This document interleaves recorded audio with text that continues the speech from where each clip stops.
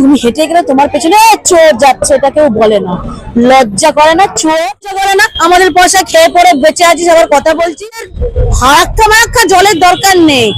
আমরা ভারতবাসীরা যে কজন আছি একটা জায়গায় দাঁড়িয়ে তারা যদি একসাথে প্রস্রাব করে দেয়, ওই পিস অফ শিট, ওই টুকরোটা এমনি ভেসে বেরিয়ে চলে যাবে। একেবারে ভারত ও বিসিসিআই একেবারে নিষেধাজ্ঞা জারি করে দেওয়া হলো। বাংলাদেশিরা তো বলছিলেন যে একেবারে তারা ভারতবর্ষকে বয়কট করবে, এখানে তো তাদের প্লেয়ার কি বয়কট করবে? কে ফাজিল রহমান না কে আছে আমার জানার দরকার নেই প্রথম কথা। আর কে বাংলাদেশ বলছে ভারতকে বয়কট করবে? ওটা একটা দেশ, মানে ওই বাংলাদেশ একটা নাকি দেশ, আর তেলাচোরাও নাকি পাখি। ওই বাংলাদেশ, ওই ভিখারির বাচ্চা, আমরা জল না দিলে জল খেতে পাবে না, তারা নাকি বলছে ভারতবর্ষকে বয়কট করবে। এইসবের বাংলাদেশে এই মালগুলোর নাম তারা বেইমানের জাত। তোদের পুরো ওই দেশটা যে এইটুকু পিস অফ শিট, তোদের ওইটুকু পিস অফ শিট আমাদের দয়ায় চলছে। তোদের এই আর্টিস্ট বল, তোদের এই খেলোয়াড় বল, তোরা এই সব ভিখারির বাচ্চা আমাদের দেশে না আসলে তোদের 2 পয়সা কামাই হবে না, ঠিক আছে? তোদের ওই এত নাকি তোদের সবাই যাত্রা পালা নাটক অভিনয় সব এখানে এসেই করতে হচ্ছে, সঙ্গীত শিল্প তার বহিঃপ্রকাশ সব এখানে এসেই আমাদের পয়সা। আমাদেরকে কাফের বলে না? এই কাফেরের পয়সাতে তোদের তখন ইমানে লাগছে না? আরে তোদের ইমানে লাগছে না? তোদের ওই এগুলো লেখা নেই যে কাফেরের টাকা হাত দিলে নাকি হারাম? এটা তোদের বলা আছে না? কেন নিচ্ছিস তোরা আমাদের পয়সা?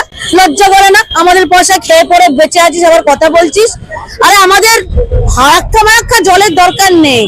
আমরা ভারতবাসীরা যে কজন আছি একটা জায়গায় দাঁড়িয়ে তারা যদি একসাথে প্রস্রাব করে দেয়, ওই পিস অফ শিট, ওই টুকরোটা এমনি ভেসে বেরিয়ে চলে যাবে। অতএব ওদের প্রশ্নের উত্তর দেবার মানে আমার এখানে একটা ফুটপাত বাসিন্দারও ওদের প্রশ্নের উত্তর আমি মনে হয় না এরা দিতে রাজি হবে।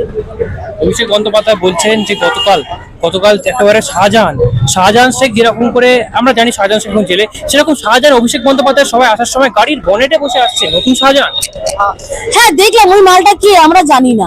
আচ্ছা এইসব বেলায় বোধহয় প্রশাসনের চোখে মানে কি লাগা থাকে নাকি? প্রশাসন এই ঠান্ডার মধ্যে উন্নত মানের গঞ্জিকা সেবন করে আছে, যেই গঞ্জিকা গুলো পকেটে সবসময় তাদের থাকে বিরোধীদের, মানে আমাদের টুক করে পকেটে বলছেন অমিত শাহ দাঁড়াও না, ওই যে ওদের গাঁজা সর্বক্ষণ পকেটে উন্নত মানের গঞ্জিকা পকেটেই থাকে, কি করে বিরোধীদের ওই গাঁজাটা পকেটে গুজিয়ে দিয়ে কেস দেওয়া যাবে?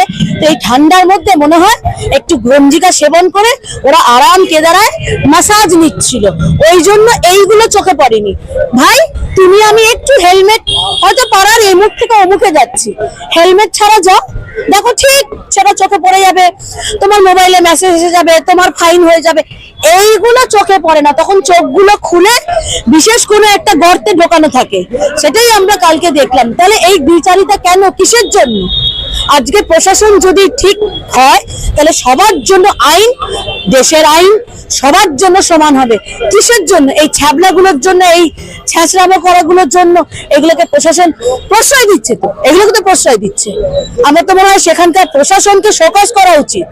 আর পুলিশ মন্ত্রী কি করছে? পুলিশ মন্ত্রীর চোখে পড়ছে না এগুলো? এগুলো পুলিশ মন্ত্রীর চোখে পড়ছে না। আর সাধারণ মানুষকে ব্যতিব্যস্ত করার জন্য হেলমেট পরে থাকলেও কিভাবে ওই চোখের ইশারা করে সাইডে ডাকবে, কিভাবে মালটা তুলবে, ওদেরকে টার্গেট বেঁধে দিয়েছে তো যে প্রতিদিন এই কেসটা দিতেই হবে। বন্দ্যোপাধ্যায় বলছেন যারা গীতা পাঠে গেছিলেন তাদের থেকে তিনি হিন্দুত্ব শিখবেন, আর ওনার থেকেও আমরা কিছু শিখবো না। আজকে উনি না, হিন্দিতে একটা কথা আছে না, নীল বাটা সন্নাটা, এই কথাটার মানে হচ্ছে ওনার নামের পাশ থেকে যদি ওই বন্দ্যোপাধ্যায় আর ওনার পিসির তকমাটা হাতটা সরিয়ে নেওয়া যায়, ভাই তুমি সারাদিন যে পরিশ্রমটা করছো না, তোমার একটা আত্মসম্মান আছে, কারণ তুমি একটা নিজেকে প্রতিষ্ঠা করার জন্য তুমি সারাদিন অক্লান্ত পরিশ্রম করে যাচ্ছ, তুমি চাটুকারিতা করছো না। এর কি অকাত আছে? এর নিজের পিসি বাদ দিয়ে এর অকাতটা কি আছে? কোনো অকাত নেই। অতএব নিজেকে মনে করবে যে হ্যাঁ আমাদের সেই আত্মসম্মান, সেই গ্লানিবোধটা আছে বলে আজকে আমাদের যাই কম বেশি যাই আছে। হ্যাঁ রোজ হয়তো মন্ডা মিঠাই পোলাও আমরা খেতে পারি না, কিন্তু ওই শুকনো রুটিটাও অনেক সম্মানের সাথে খাচ্ছি, অনেক শান্তির সাথে খাচ্ছি। তুমি হেঁটে গেলে তোমার পেছনে চোর যাচ্ছে, এটা কেউ বলে না, লজ্জা করে না? চোর